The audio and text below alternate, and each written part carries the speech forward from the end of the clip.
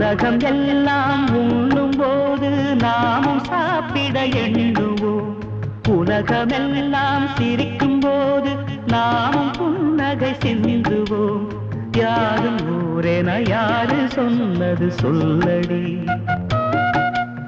பாடும் நம் தமிழ் பாட்டன் சொன்னது கண்மணி. யாரும் ஊரென யாரு சொன்னது சொல்லடி,